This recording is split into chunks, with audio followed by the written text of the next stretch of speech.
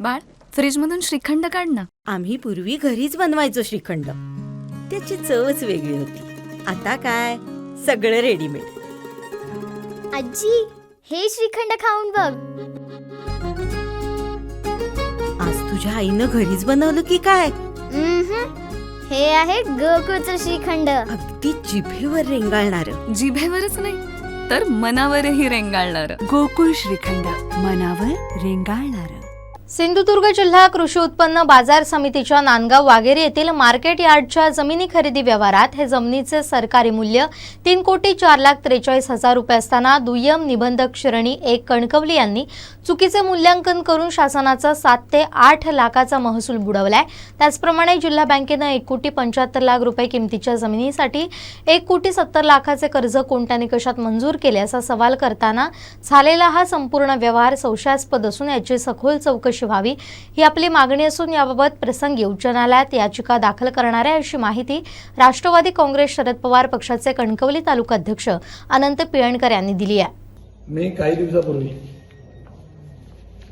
कृषी उत्पन्न बाजार समितीचे सभापती मोबाईल उठवला यांच्याकडे 15/9/25 रोजी एक माहिती मागवली होती.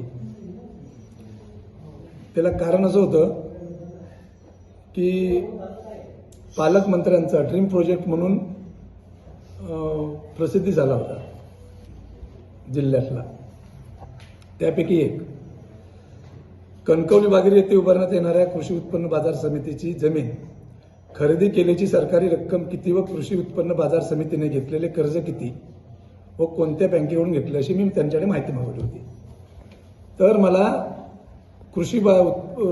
सिंधुदुर्ग कृषी उत्पन्न बाजार समितीचे सभापती श्री तुळशीदास रावराणे यांनी मला अशी माहिती दिली की वाघेरी मौजे तालुका कणकवली सिंधुदुर्ग येथील सर्वे क्रमांक 17 पंचायत 1746 एकूण 4 हेक्टर 91.91 आर 49,100 चौरस मीटर एवढी जमीन त्यांनी खरेदी केली.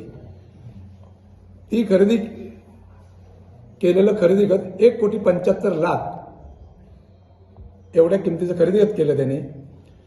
त्या 1,75,00,000च्या अगेन्स्ट 1,70,00,000 सिंधुदुर्ग जिल्हा बँकेकडून कर्ज घेतलं असं त्यांनी मला माहिती दिली.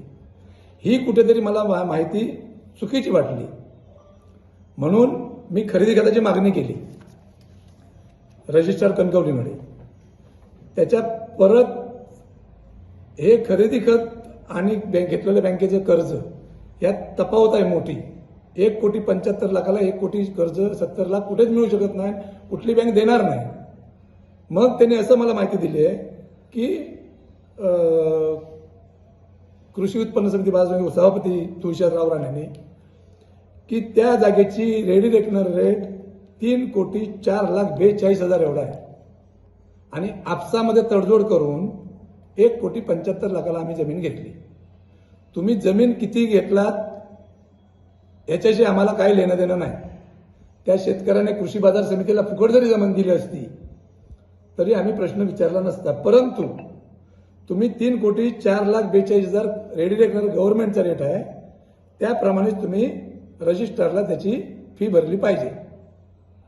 त्या फीची किंमत जवळजवळ 15 ते 16 लाख रुपये होते.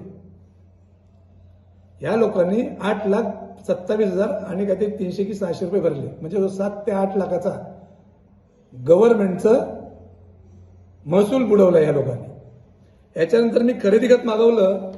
त्या खरेदी खतमध्ये त्यांनी परत गव्हर्नमेंट रेट एका सातबाऱ्यामध्ये 26,22,600 दिला आहे आणि त्याची 50% गव्हर्नमेंट कृषी बाजार समिती असल्यामुळे त्याच्या ह्याच्यात हिशोबाने 13,11,300 एका सातबाऱ्याची किंमत घेतली आहे खरेदी खत.